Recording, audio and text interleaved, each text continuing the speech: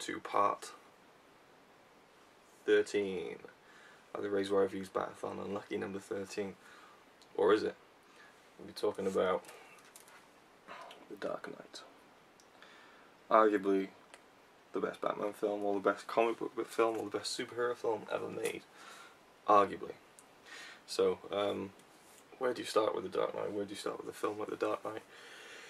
It's been over-explained, it's been over-reviewed, but I'm going to talk about it anyway because that's what I'm doing in this whole series. And I'm so hot right now. Anyway, The Dark Knight. Let's just talk about the anticipation factor. I remember first hearing about this film when it was announced that Heath Ledger was going to be playing the Joker. And I know a lot of people were like, wow, that's going to be awesome. I wasn't really a big fan of Heath Ledger. And then the first shot of him as the Joker and the makeup was released, and it was like this proper kind of like dark picture and not best quality. It just looked really fucked up, and everyone was like, wow, this is going to be awesome. And then of course in January 2008 he passed away, which just added so much more hype and pressure, and well, not pressure, but like the expectation, the expectations and the hype towards the film just reached a fever level, or fever pitch, or whatever. I'm trying to be clever there, ignore me. Well, you're not ignoring me because you watch this video. Anyway, once I get this babbling done, I'll get to the film, I promise. Yeah, so the expectations were huge, and I think there's even some misconceptions about Heath Ledger and the Joker as well I want to talk about, because I spoke to my dad about a month ago, and we were just talking about the Batman films, and he was saying, oh yeah, you know, you can't beat Heath Ledger as the Joker, and he's like, yeah, because that sent him crazy, didn't it? That's why he killed himself. I was like, what? So even now, like 4.5 years after his death, there's still people, my father included, who think that he killed himself, and that the reason he died was because he was so into the role of the Joker that it drove him insane, and that's how he died. Now, I don't know the full details, but from what I understand, and as understood at the time, was that he died in his sleep, and there was an overdose of drugs, and it wasn't intentional, and some kind of sleeping medication. And I didn't bother looking that up, that might be wrong, but it's something along those lines. And, you know, there's people like, oh, he locked himself in a room for a month, and, you know, to get into the role, and it sent him crazy, this bullshit, you know. Well, it could be true, I guess. It's not in the realms of impossibility, but still. I think there's some misconceptions still about it, but nonetheless, an amazing performance, and I'll get to that. Now, the film itself, it's just so much better than Batman Begins for me, because as soon as the film starts, Batman is Batman, and I don't think I've ever really, in terms of like series of films, like superhero films, like the Spider-Man films, Superman films, Batman films, etc. I don't think I've ever really liked the origin film the best out of a certain series, you know. Like Spider-Man 2 is my favourite Spider-Man film, you know, and so on. I like it when the film kicks off and the superhero is the superhero. We don't have to be explained how he became to be how he is. We just kind of enjoy the superhero arc of whatever's going on in the story. And the story in this is quite a layered, complicated, at times political one as well. We get Harvey Dent involved, you know, there's a lot of politics, and with the Commissioner Gordon and the DA of Gotham and all that, and a lot of stuff like that going on, but it never feels boring, it never feels like it's stepping away from Batman or Bruce Wayne or the Joker, you know, and you've got Harvey Dent there, and I just think that the Harvey Dent character in this film is just amazing. And I think Aaron Eckhart is actually really underrated as Harvey Dent, and eventually Two-Face, and it's a shame that he's in the same film as Heath Ledger, because he definitely gets overshadowed by him, and Aaron Eckhart pulls off an amazing performance. I'm really glad those two actually had that scene in the hospital together. I think that's a great scene.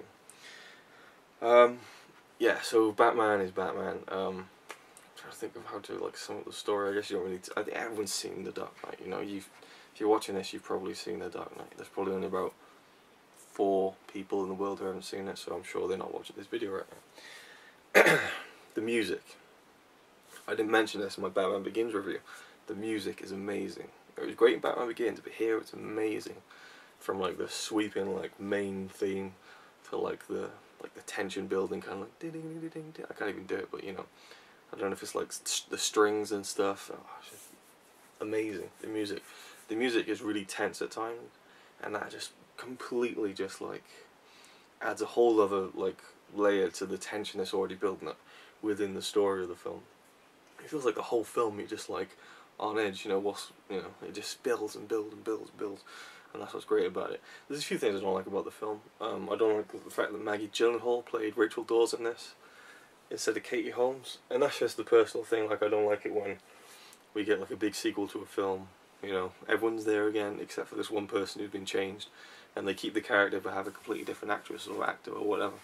There's not been too many cases of it in big films, but I just didn't like that. However, I do prefer Maggie Gyllenhaal to Katie Holmes in the role, which is, you know, the ironic thing about it. Another thing I don't like is a scene where, and you've seen the film, so you don't need to, you won't get mad if I spoil anything, but when Rachel gets killed, and Bruce Wayne is kind of sitting in his chair, brooding and just devastated, up in his high-rise pad in Gotham, and it's just like wall-to-wall glass, see-through windows, and he's sitting there in his batsuit with his cowl off, just like that. Fucking dude, the guy over the street could be like, "Hey, look, it's Bruce Wayne. He's Batman," and that would, you know, effectively just screw over all they've been working for throughout the film. Like there's this whole sub bit where like the public want Batman to reveal himself, and Harvey Dent tries to claim that he's Batman just to kind of help the politics and everything. So they've been, you know, they've been really focusing on that, and then there he is, just sat in his chair, just like, well, if anyone sees me, they see me. And you could argue that, oh, well, he was devastated because of Rachel and everything. Well, yeah, and she died for the cause, so he really should just, you know, maybe go and mope in his bedroom or something. But then minor quibbles, really. I think Christian Bale did a lot better in this film. And I guess that kind of fits with the story anyway, that he's more comfortable being Batman than in Batman Begins. And you know, I wasn't as annoyed by his growly voice as I was in Batman Begins. And you know, I think people who do watch like YouTube videos that mock Batman and stuff, and like the Toronto Batman who I've just come onto, who's just so funny. I think people kind of watch these videos where, you know, like people imitating Christian Bale. Why do you want to kill me? And people kind of think, oh yeah, that's really funny because that's what he does in the film. If you watch the film, he doesn't growl that much, you know. I was even surprised. I thought, oh yeah, actually he wasn't growling that much over the top. Anyway, then we have, just to talk over some of the characters in the film, we got Eric Roberts. I forget his character's name now, but he plays like one of the kind of the mob guys, the crime guys, and he's just great in it. There's a brilliant scene where Batman's holding him over the edge of like a building, and he's like, well, you're not going to drop me, you know, the fall won't kill me. And he's like, yeah, I'm counting on it, and he just just lets go, and he falls and breaks his leg or something. There's actually quite a few bits of really funny like moments in this film, and even in Batman Begins too. You know, that's what I like, that they do have moments of humour at least. And we have, of course, Gary Oldman as Commissioner Gordon, again, amazing. I love Gary Oldman as Commissioner Gordon, he's fantastic. And I always love the relationship between Batman and Commissioner Gordon, just throughout the whole kind of Batman story, really. Michael Caine as Alfred, again, is great. We don't have the Wayne Manor this time, well, I guess we didn't really have a full Batcave as we know it in Batman, but no Batcave, no Wayne Manor. It's kind of like this underground kind of like weird, massive garage underground. It's really quite strange, but it works. I liked it actually. It was a cool little area, and I don't know, it seemed to fit the whole story and the theme of the film. Yeah, but I think with this film, like, I don't think I would say it's the best Batman film, and I'll tell you why. And I'm going to get into this when I talk about my in part, I don't know, 17 or something. I'm going to talk about my favourite, the best Batman films, you know, in order.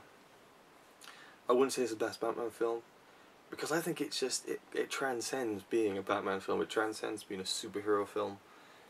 In its own right, it's just a fantastic, like, psychological thriller, I think. It's great. It's like, yeah, like a psychological crime, epic thriller. I think it's just brilliant.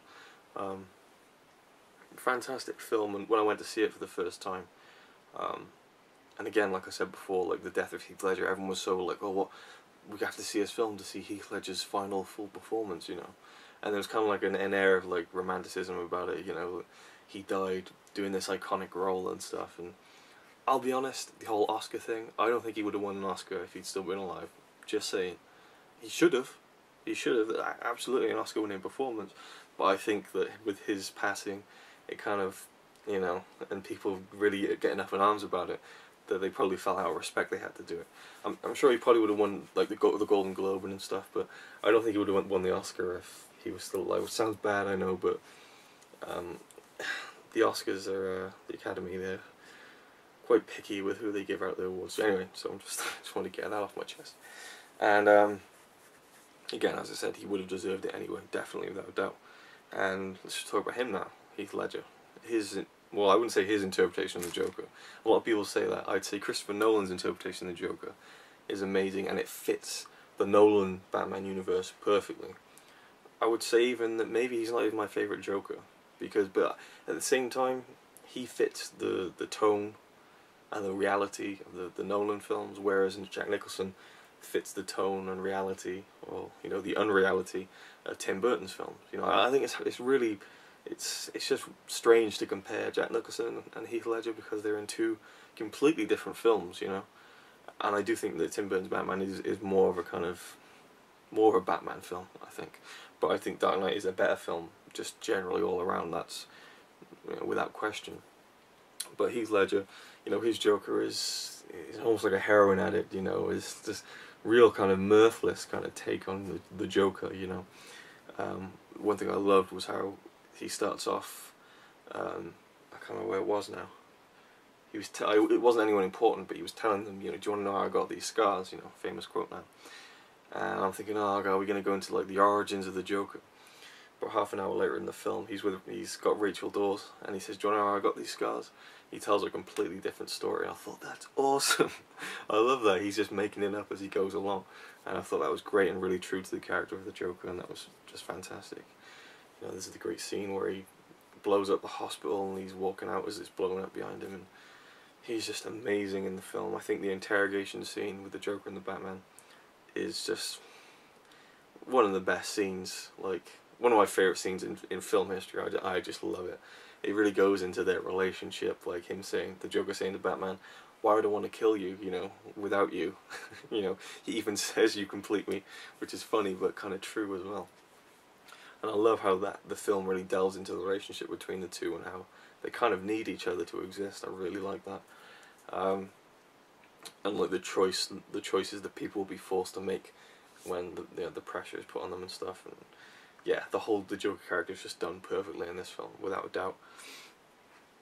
And yeah, everything just comes together, like the practical effects and stuff, like not the bat bike, was it called, the bat pod or something? It's a really cool bike that Batman drives. It's just awesome.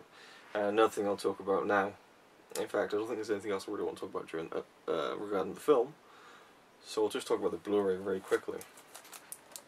Blu-ray is just absolutely amazing, and it was shot, or I believe around about an hour's worth, maybe not, about 45 minutes worth of film was shot on the Dark Knight in IMAX.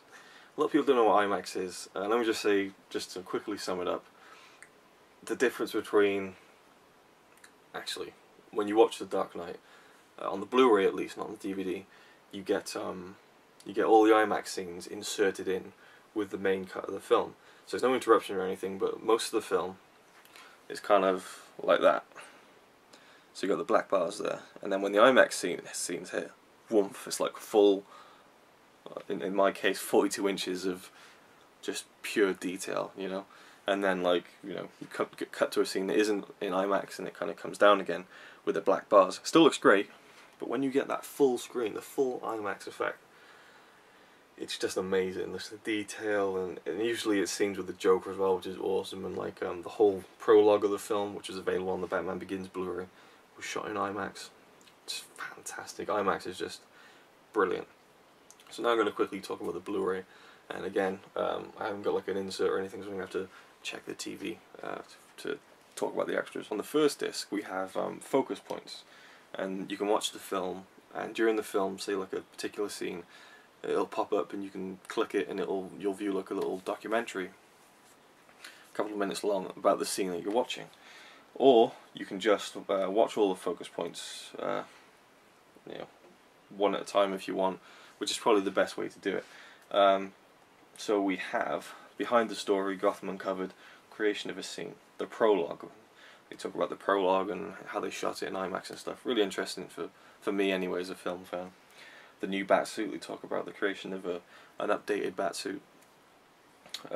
Hans Zimmer takes us through the creation of this unique music, the Joker theme, with demonstrations of some of the unconventional instrumentation that was used for the Joker's theme. The Hong Kong jump, just behind the scenes of that particular special effects shot. Well, not even special effects. They did the test run practical. The judge's car blowing up. Challenges of the chase scene in IMAX. SWAT van into the river stunt. The miniature unit. Destruction of the Batmobile. The Bat-pod. It's like an introduction to the Bat-pod. With test footage and discussion with the sound designer. Helicopter crash. The truck flip. Awesome scene. And it shows you how they even rehearsed that scene, which is nuts. The MCU explosion, the Lamborghini crash. There's a really cool little bit on the hospital explosion as well, and you actually get to see a snippet of Heath Ledger doing like the full run through the shot and sitting in the school bus as it drives off, and he just doesn't even look. Really cool. Shame they didn't use it in the film, but I can understand because it does fit not to show it. The mob car flip. That was a really short one, like 30 seconds, like not even worth putting on. String of sausages stunt, the big stunt towards the end of the film. And then at last we have like a 7-minute video of upping the ante. A discussion of the filmmaker's methodology for increasing the scale of the film. So that's what we have on the first disc, and now we have a second disc. A second Blu-ray disc of special features. Okay, so the second disc, I just have to load it in then. We have Behind the Story. We get Batman Tech, which is a 45-minute documentary that was made for TV, talking about the incredible gadgets and tools used by Batman, many of them inspired by state-of-the-art advances in military technology. This is a really cool one. It talks about all the gadgets, not just from The Dark Knight, but Batman Begins, and also all the way back to the origins of Batman, the comics and stuff, and how feasible they were at the time, and how Batman was always kind of a little bit ahead of its time with the gadgets and stuff, and how realistic certain things are in the in the Dark Knight, Batman Begins, and so on. And there's this one guy who's like this expert, and he's really like, yeah, well, you know, it's not outside the realm of possibility that this could happen. He just seems to be really pushing the point that everything in the film could happen. He's like, well, if you did this, then it would be possible. Yeah, and that's interesting. And again, you learn something new every day. I learned that the origin of the of this here, the yellow bat logo, as a kind of symbol, a crest on Batman's chest, was that it was actually made of Kylar. I probably got that completely wrong. And it was meant to look like a bullseye, so that people would try and shoot him there, and it was actually like a protective plate. And then that's when, I don't know, the comic creators were like, why doesn't he just have that throughout his whole body? And that's how the full armor kind of came about. Or maybe that was just for the film, I don't know. But that was interesting for me. Then we have Batman Unmasked, the psychology of the Dark Knight, another 45-minute documentary. Explore the psyche of Bruce Wayne and the world of Batman, as well as many of his adversaries through the real-world psychotherapy. It was okay, but I just feel like I've watched the extras on like Batman, Batman Returns, Batman Forever, Batman and Robin, Batman the movie, Batman Begins, The Dark Knight, you know. And it's been a bit over-explained, the psychology behind Batman. It's interesting though. For like a casual fan, it was interesting for me, but it wasn't a highlight. And then just extras. Gotham Tonight. This is really cool. Gotham Cable News' premier investigative news program presents hard-hitting stories about Gotham and the influential people that make the headlines. So we actually get 45 minutes, I think, somewhere around there. 6 episodes of Gotham Tonight.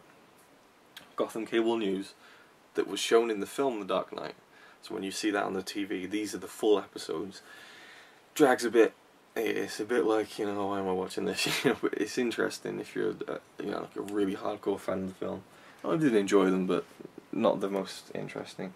And then we have galleries, look at the artwork involved in the production. That's really cool, especially on HD TV and stuff. And then we get about 8 minutes of trailers and TV spots. Anarchy, Alter Ego, Aggressive Expansion, One Rule, Avenge, Madness, and then trailer 1, 2, 3. So there you go, the Blu-ray. And the Blu-ray again, I can't stress how much it looks fantastic. With the IMAX scenes included, in the transfer. Absolutely amazing, and I love this steelbook as well. This is a Japanese steelbook. And yeah, so thank you for watching, and we're there. We're on the cusp of The Dark Knight Rises, and in 2 days I will be seeing it twice. I'm going to see it with my best mate at 5 AM in the morning, and I'm going to see it with my fiancée Connie at 3:30 in the afternoon. So the next video you'll see will be part 14, in which I'll talk about the build-up to The Dark Knight Rises. It'll be a preview for The Dark Knight Rises, and also feature my initial reaction to The Dark Knight Rises. And then part 15 on Monday, and it will definitely go up on Monday, I promise. I know I've been behind on these. On Monday you'll get the full Dark Knight Rises review. So thank you for watching. See you next time. Same bad time, same bad channel. Actually, not again. I should just screw the whole Monday thing. That's just a real disaster, wasn't it? But on Friday, I'll see you. The video I forgot to mention, Dark Knight Rises reaction and preview will go up on Friday, and the full review on Monday. So yeah, see you next time.